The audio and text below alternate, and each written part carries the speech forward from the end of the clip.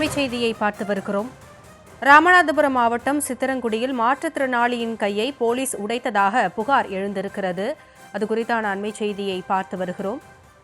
திருவிழாவிற்கு பாதுகாப்பு பணிக்காக வந்த பேரையூர் காவல் நிலைய சிஐடி லிங்கசாமி மீது புகார் எழுந்திருக்கிறது.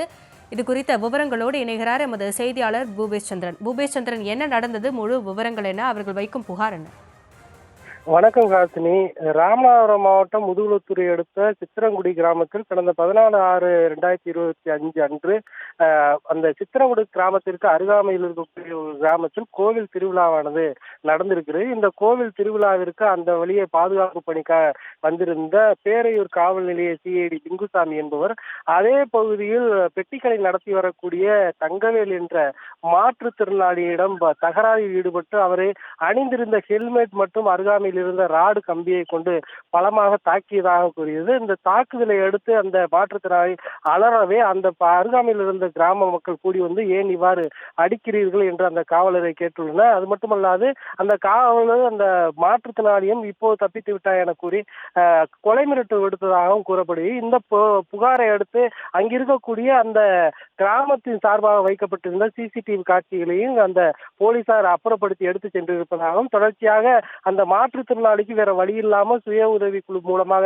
அந்த கடை நடத்தி வரக்கூடிய சூழல். ஏற்கனவே கால் நடக்க முடியாத மாற்றுத்திறனாளி தற்போது கையில் இருந்து தன்னுடைய 2 பிள்ளைகளை வைத்து மிகவும் சிரமப்படுவதாகவும், உடனடியாக இந்த சம்பவம் தொடர்பாக 10 நாட்களுக்கு மேலாகியும் எந்த நடவடிக்கையும் எடுக்கப்படவில்லை என்று கூறப்படுகிறது.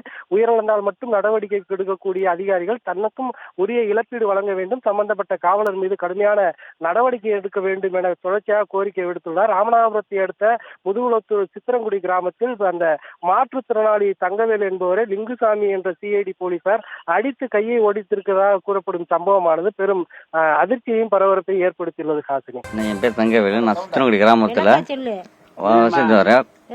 ஒரு 10-15 வருஷத்துக்கு முன்னால என்னுடைய கரண்ட் அடிபட்டு என்னுடைய கால் விழுந்துட்டு மாற்றுத்திறனாளி நான் செத்து பிழைச்சி தான் வந்திருக்கேன். மறுபடியும் நான் பிச்சை எடுக்க மாட்டாமல் ஏதோ சுயத்தொழிலாக இருக்கட்டும்னு சொல்லிட்டு ஒரு பெட்டி கடை வச்சு நடத்தி வந்துருக்கேன். அப்போ 2 வருஷமாக நடத்தி வந்துருக்கேன்.